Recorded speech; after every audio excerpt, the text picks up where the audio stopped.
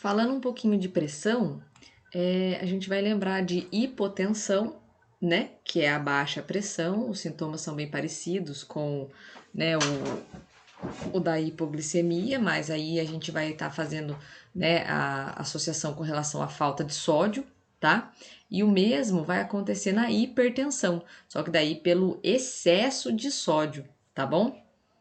E quando a gente usar o termo normotenso, normal, é a pressão adequada, significa que a pressão do indivíduo está dentro dos padrões tidos como saudáveis. E aí, só para relembrar vocês, ó, aqui os parâmetros, tá bom? Aqui o sinal de menor e aqui o sinal de maior.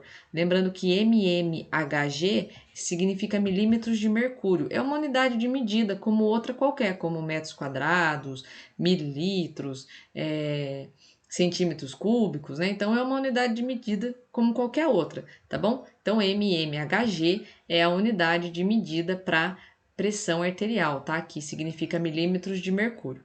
Aqui também tem a mesma tabela, né, que vocês têm no material de sinais vitais, tá bom? Ó? Tá? Com os níveis de hipertensão, estágio 1, 2, 3, tá? E aí a gente vai estar abordando um outro conceito, que é o da hipóxia, né? Hipo, baixo, né? Então é a baixa oxigenação. É uma queda significativa na oferta de oxigênio aos tecidos do corpo.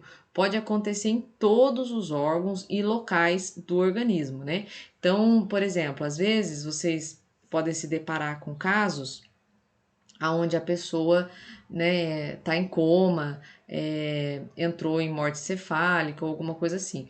E aí vocês vão olhar o histórico, vocês vão ouvir que o indivíduo fez uma hipóxia, ou seja, ele teve uma redução de oxigênio. Só que essa redução, ela foi tão significativa que lesou, né, os sistemas. Se a pessoa faz uma hipóxia cerebral, por exemplo, né, uma baixa, uma queda de oxigênio no cérebro, o cérebro vai ficar lesionado. E aí essa pessoa, se voltar, vai ter aí alguns problemas. Por quê? Porque aquela área do cérebro que foi danificada, né, ela não volta. Então, uma vez que o tecido morreu por falta de oxigênio, aquela área que sofreu essa ausência de oxigênio vai ficar prejudicada, tá bom? O mesmo pode acontecer com o excesso, né? E aí a gente vai ter a hiperóxia, né? Que vai ter o quê? Um aumento significativo na oferta de oxigênio, né? Então, nada em excesso é bom. Então, quando a gente chegar, por exemplo, em primeiros socorros, né? Urgência e emergência, vocês vão aprender que existe uma sequência, né? Para a gente estar ofertando oxigênio para o paciente através do AMBU, né?